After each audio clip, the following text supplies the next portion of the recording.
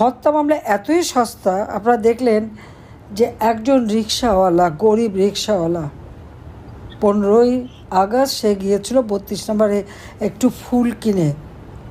ওই গরিব মানুষ, সে তার নিজের কামাই টাকা দিয়ে একটা ফুল কিনে সে গিয়েছে ফুল দিতে। তাকে মেরে তার ফুলটা ছিঁড়ে ফেলে দিয়ে তাকে পুলিশের সোপর্দ করেছে। পুলিশ নিয়ে তাকে হত্যা ষড়যন্ত্রকারী হিসেবে মামলা করে জেলে পুরে দিয়েছিল।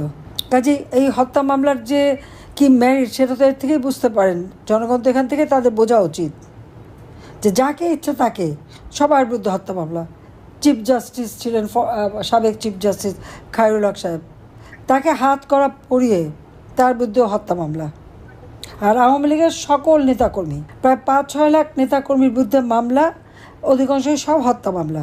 হত্যা বা বিস্ফোরক এই মামলা আছেই। তারপর আবার সাথে সাথে দুর্নীতির মামলা। আমরা দুর্নীতি করতে যাব কেন? দেশটা তো আমাদের। দেশের কল্যাণে কাজ করেছি, প্রত্যেকটা মানুষের জীবনমান উন্নতি করেছি, নিজের ভাগ্য করতে তো যাইনি। হ্যাঁ, আমাদের উপরে দুর্নীতির অভিযোগ, ওয়ার্ল্ড ব্যাংকও তো অভিযোগ এনেছিল। আমি, আমার পরিবার, জয়, পুতুল, রেহানা, তাদের বাচ্চারা সবার বিরুদ্ধে তো কই তদন্ত করেছে। কানাডা ফেডারেল কোর্টে মামলা করেছিল, সব এই মামলার রায়ে স্পষ্ট বলেছে সমস্ত অভিযোগ ভুয়া। আমরা জাতির পিতা বঙ্গবন্ধু শেখ মুজিবের কন্যা, আমরা সেই পরিবার। আমরা এখানে দুর্নীতি করতে আসিনি, আমরা জনগণের কল্যাণ করতে ভাগ্য পরিবর্তন করেছি, সেটাই সম্ভব। আওয়ামী লীগের অগণিত নেতাকর্মী, তাদেরকে গ্রেপ্তার শুধু না, যারা মুক্তিযোদ্ধা সিনিয়র নেতারা, তাদের হাতে হাত করা পরিয়ে নিয়ে যায়। তাদের জেলখানায় ডিভিশনটা দেয় না, দুটো কম্বলের মধ্যে কম্বল বিছিয়ে দেয়, সেখানে থাকতে হয়। তাদের উপর চরম নির্যাতন চলছে এবং অনেকেই মারা যাচ্ছে। যখন মুমূর্ষু অবস্থা হয় তখন তাদেরকে হাসপাতালে নিয়ে বলে হার্ট ফেল। 30 জন জেল কিলিং হয়ে গেছে ইতিমধ্যেই, এবং এখনও জানি তারা আছে, প্রত্যেকের শারীরিক অবস্থা খুব খারাপ, কিন্তু তাদের ডাক্তার পর্যন্ত দেখাতে দেয় না। বাড়িতে খাবার, একবার এই জেলে, একবার ওই জেলে, একবার ওই জেলে, তাদেরকে সেভাবে ঘুরে বেড়াচ্ছে। আওয়ামী লীগের অপরাধটা কী? আওয়ামী লীগের নেতাকর্মীরা জনগণের জন্য কাজ করেছে। আওয়ামী লীগ এদেশের স্বাধীনতা এনেছে। স্বাধীনতা এনেছে বলেই না আজকে সবাই এত পদ পদবি পাচ্ছে। তার নয়তো পাকিস্তান আমলে থাকলে তো পাকিস্তানিদের হাতে লাঠির ঝাঁটাই খেতে হতো তাদের। এটা তারা ভুলে যায় কেন? এই পরাধীনতার নাগপাশ থেকে জাতিপিতা বঙ্গবন্ধু শেখ মুজিবই তো মুক্তি দিয়ে গেছেন। আজকে তার নাম নেওয়া যাবে না। 32 নম্বর ভেঙে দিয়েছে। যে কেউ 32 নম্বরে গেলে প্রশ্ন করে, প্রশ্নটা কে করে? তাদের কি অধিকার আছে? বলে আমি নাকি মানুষ খুন করেছি। আমি কোনো মানুষ খুন করিনি, আমি মানুষ খুন করতে পারি না।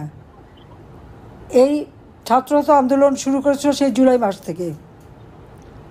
জুলাই মাস থেকে 14 জুলাই পর্যন্ত কই একটা ছেলের গায়ে বা মেয়ের গায়ে তো টোকা পড়েনি, তাদের গায়ে তো কেউ হাত দেয়নি। 15ই জুলাই থেকে এরাই তো মানুষ হত্যা শুরু করেছে। পুলিশ মেরে পা বেঁধে ঝুলে রাখা, আওয়ামী লীগ নেতাকর্মী তাকে হত্যা করে পা বেঁধে ঝুলিয়ে রাখা, তাদেরকে পিটিয়ে পিটিয়ে মারা। এবং সেই জুলাই 15 থেকে এ পর্যন্ত কত শত লোক মারা গেছে, তার অধিকাংশই আওয়ামী লীগ বা স্বাধীনতা মুক্তিযোদ্ধা। যুদ্ধ অপরাধী তাদেরকে ছেড়ে দেয়, তাদের গলায় ফুলের মালা ওঠে। আর আমার যারা মুক্তিযোদ্ধা তাদের গলায় জুতো মালা দিয়ে অপমান করে।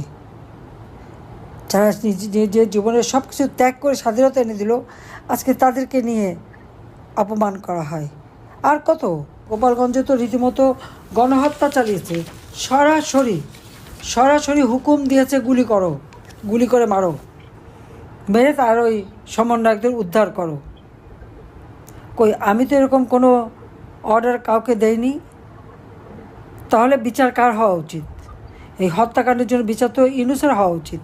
তার মেটিকুলাস ডিজাইন, যে কথা সে একটা ক্লিন্টন ফাউন্ডেশনের মিটিংয়ে বসে খুশি মনে বলে, যে মেটিকুলাস ডিজাইন করে এই আন্দোলন মাস্টার মাইন্ড দ্বারা ঘটিয়ে, অর্থাৎ এই হত্যাকাণ্ড ঘটিয়ে শেখ হাসিনাকে ক্ষমতা থেকে হটাতে পেরেছে এবং সে ক্ষমতা দখল করতে পেরেছে। খুব গর্ব, নিজে আবার হাততালি দেয় আর তার মাস্টার মাইন্ডকে পরিচয় করিয়ে দেয়। সেদিনই তো বোঝা গেছে যে এই হত্যাকাণ্ডের সঙ্গে ইউনূস সরাসরি জড়িত এবং তার ওই সমন্বয়ক মাস্টার মাইন্ড তারা জড়িত। বিচার তাদের হবে, হত্যার বিচার। আমি কাউকে হত্যা করিনি, করতে পারি না। আমার নিজের বাবা মা ভাইদের যারা হত্যা করেছে তাদের তো আমি সাধারণ আইনে বিচার করেছি, ইনডেমনিটি অর্ডিন্যান্স বাতিল করে দিয়ে তাদের বিচার করেছি, যুদ্ধ অপরাধীদের বিচার করেছি, যারা 30 লক্ষ শহীদ হত্যা করেছে, যারা পাকিস্তান হানাদার বাহিনীর দোষর ছিল, যারা আমার লক্ষ লক্ষ মা বোনদেরকে পাকিস্তানি হানাদার বাহিনীর হাতে তুলে দিয়েছে, দিনের পর দিন তাদের উপর পাশবিক অত্যাচার হয়েছে, তাদের বিচার করেছি। প্রায় 3 কোটি ঘর বাড়ি জ্বালিয়ে পুড়িয়ে দিয়েছে, তাদের বিচার করেছি। বিচার করতেই হবে তো, এটা সারা বিশ্বে হয় এই বিচার। আজকে সেই কোর্টেই আবার আমাদের বিচার। 73 সালে যে আইন হয়েছিল আইসিটির, সেটা আবার তারা এক্সিকিউটিভ পাওয়ার দিয়ে সংশোধন করেছে, এটা সংশোধন হয় না, সম্পূর্ণ ইললিগাল। আজকে যে আদালত তারা স্থাপন করেছে সেখানে চেয়ারম্যান থেকে শুরু করে চিফ প্রসিকিউটর, তারা কারা? তারা তো যখন আমরা যুদ্ধাপরাধীদের বিচার করি তাদের ডিফেন্সে ছিল, তাহলে তারা কী করে এখানে চিফ প্রসিকিউটর হতে পারে বা চেয়ারম্যান হতে পারে? সম্পূর্ণ অবৈধভাবে, শুধুমাত্র গায়ের জোর দেখিয়ে, ওই সন্ত্রাসী জঙ্গিদের জোর দেখেই ইউনূস এই অপকর্ম করে যাচ্ছে। কাজে আমার কথা একটা স্পষ্ট, আমরা ইতিমধ্যে 21 দফা কর্মসূচি দিয়েছি। গণতন্ত্র প্রতিষ্ঠা করতে হবে। জনগণের ভোটের অধিকার কেড়ে নিয়ে ক্ষমতায় বসেছে ইউনূস। জনগণের ভোটের অধিকার জনগণের হাতে ফিরিয়ে দিতে হবে।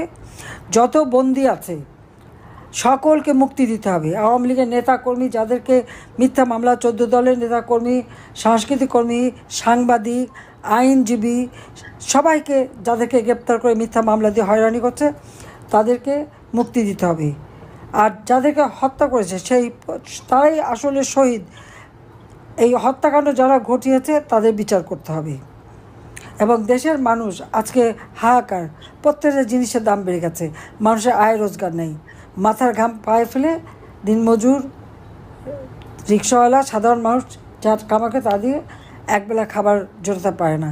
কাজেই তাদের ভাগ্য পরিবর্তনের জন্যই তো আমরা গণতন্ত্র অব্যাহত রেখেছিলাম। বাংলাদেশের ইতিহাসে 2009 সাল থেকে 2024 সালের 5ই আগস্ট পর্যন্ত গণতান্ত্রিক ধারা অব্যাহত ছিল, আর্থসামাজিক উন্নতি হয়েছে দেশের। আর এখন দেশ সম্পূর্ণভাবে অর্থনৈতিকভাবে পর্যুদস্ত, ধ্বংস হয়ে গেছে। যেখানে আমি 5 কোটি মানুষকে নিম্নবিত্ত থেকে মধ্যবিত্তে উন্নীত করেছিলাম, আজকে আবার তারা নিম্নবিত্তে চলে যাচ্ছে। যেখানে অতি দরিদ্রের হার 25.1 ছিল, আমি 5 ভাগে নামিয়ে নিয়েছিলাম এবং বিনামূল্যে ঘর দিয়ে তাদেরকে জীবন জীবিকার ব্যবস্থা করে দিয়েছিলাম। আজকে আবার সেই অতি দরিদ্রের হার 10 ভাগের উপরে হয়ে গেছে। দারিদ্রের হার যেটা 41 ভাগ ছিল, আমি 18 ভাগে নামিয়ে এনেছিলাম, সেটা আবার প্রায় 25-30 ভাগে চলে গেছে। না হলেও প্রায় 1 কোটি মানুষ আজকে আবার সেই একেবারে দরিদ্রের পর্যায়ে পড়ে গেছে। 4 লক্ষ ছেলে মেয়ে লেখাপড়া করতে পারে না, পরীক্ষা দিতে পারে না, তাদের পড়াশোনার শিক্ষা অঙ্গনের সম্পূর্ণ অরাজকতা। তো এই অবস্থা থেকে দেশকে মুক্ত করার জন্য স্বাধীনতা বিশ্বাসী গণতান্ত্রিক শক্তি সবাইকে ঐক্যবদ্ধ হতে হবে। এবং প্রবাসে যারা আছেন, আমি বলবো আপনারা স্ব দেশে সেখানকার গণতান্ত্রিক সরকার তাদের কাছে বাংলাদেশের এই চিত্র তুলে ধরে সেখানে তাদের এটা দেখাতে হবে যে আজকে আমরা যে গণতন্ত্র প্রতিষ্ঠা করেছিলাম, গণতন্ত্রের মাধ্যমে আমরা যে অর্থনৈতিক, রাজনৈতিক, অর্থনৈতিক, সামাজিক, সাংস্কৃতিক উন্নতি দেশে করেছিলাম, আজকে সব কিছু ভুলণ্ঠিত হয়ে গেছে। বাংলাদেশের মানুষ মনে হয় যেন একটা বড় কারাগারে বন্দি। নারীরা ঘর থেকে বেরোতে পারে না, তাদের জীবনে কোনো নিরাপত্তা নাই, কারো জীবনের নিরাপত্তা নাই। এই অবস্থার অবসান ঘটাতেই হবে। তো সবাই ভালো থাকেন, সুস্থ থাকেন, আর দেশের মানুষের পাশে দাঁড়ান। এবং আমাদের প্রবাসীরা যথেষ্ট সহযোগিতা করছে, সবাইকে আমার আন্তরিক ধন্যবাদ জানাচ্ছি। খোদা।